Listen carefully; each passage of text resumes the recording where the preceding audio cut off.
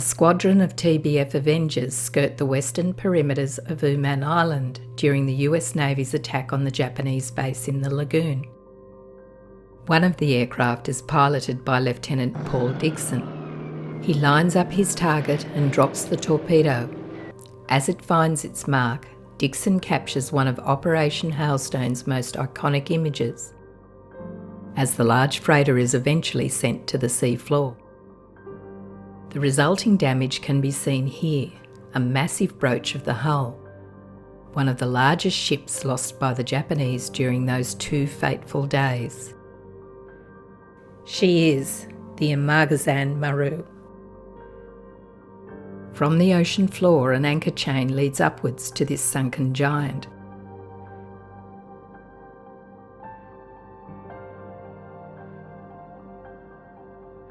The visibility here is often excellent, allowing the photographer to capture panoramic views of her bow.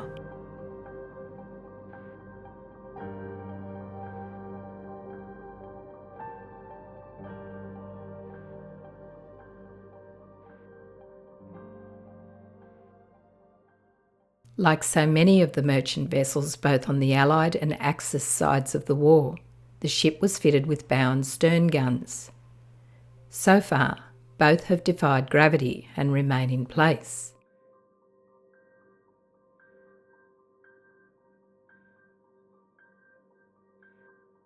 Foundering at anchor, like so many of the wrecks in Truk, the port anchor and chain is lying out on the ocean floor. The starboard side is not completely retracted and hangs just metres out of the hawsepipe.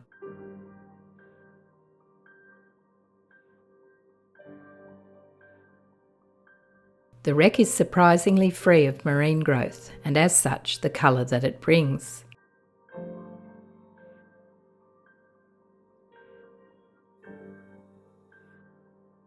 On the port side, underneath the mast booms, is an Isuzu TX40 tanker truck. Similar to the 2 on the San Francisco Maru, it floated off the deck, coming to rest on the sand.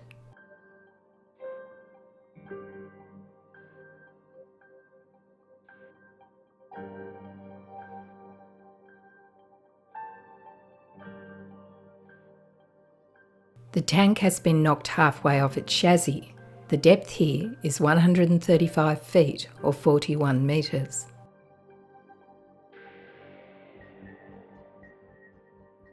The forward holds contain drums and several aircraft wings.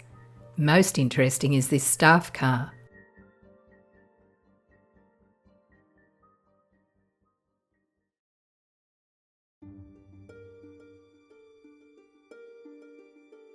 And nearby a wooden stand for a shipment of bicycles.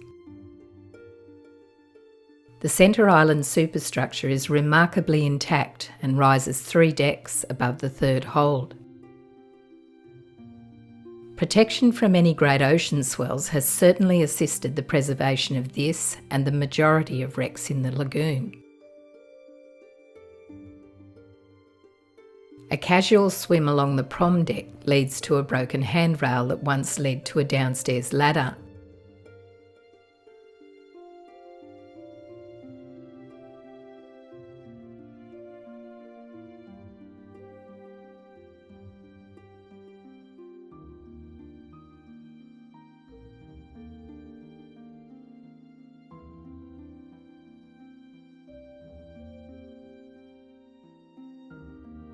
The boat deck on the port side is just metres above the sand.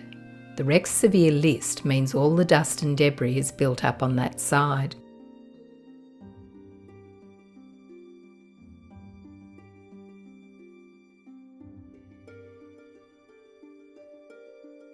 The bridge wing compartment still has cupboards and storage in place.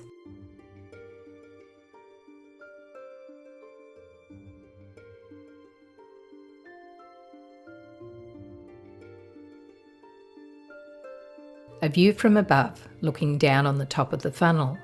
Still defying gravity after all the years, its massive size towers high above the wreck.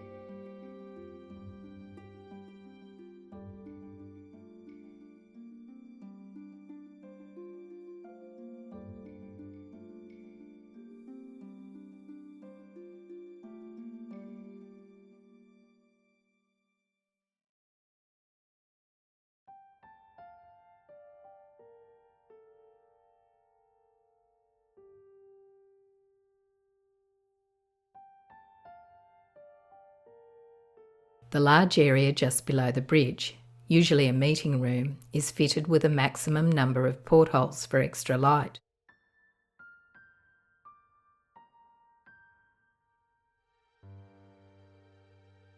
The ship's galley, complete with a sink on the left and pots and pans still on the top of the stove,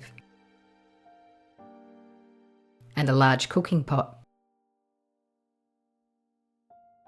Switches and turning knobs indicate that this is the remains of radio equipment.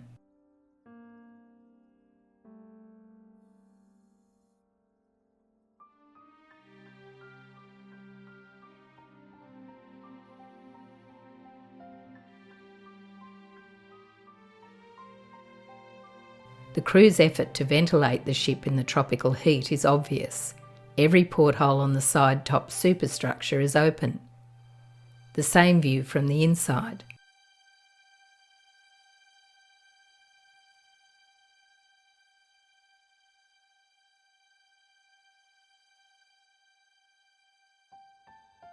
A doorway from here leads into the ship's engine room.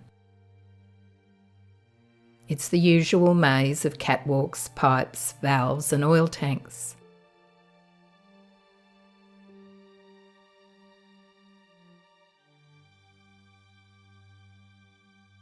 A large overhead crane used for engine overhauls has several large chain blocks attached to it.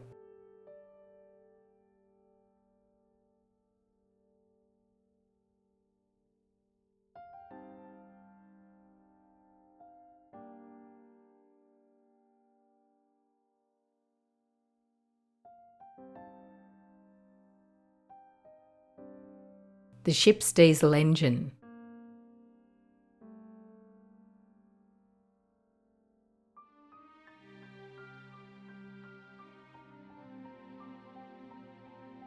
Over 75 years ago, an engineer secured this crane hook onto a handrail, and it's still there.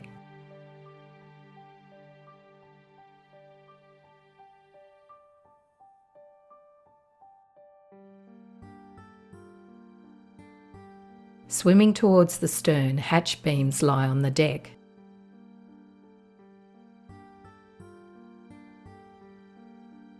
Huge king posts, seen here in this 1937 photograph of the ship in the Panama Canal, remain intact, now a focus for circling marine life.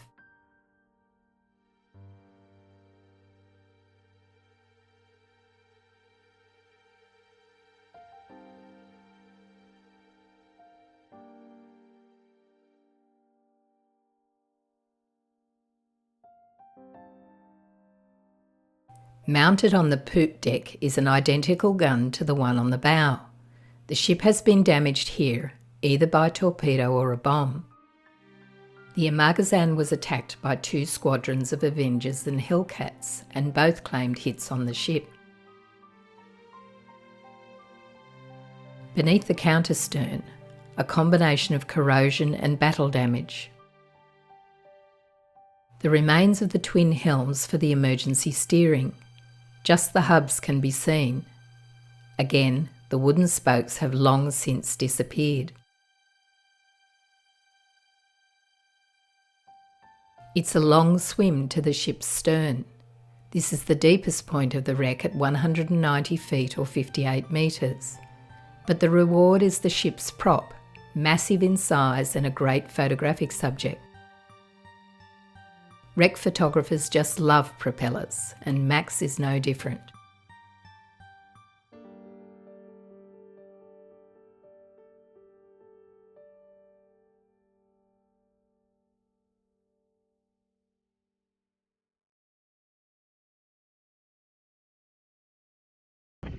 Lying just off Man Island, the wreck of the Amagison Maru is sheltered from the north winds, so common in the early part of the year.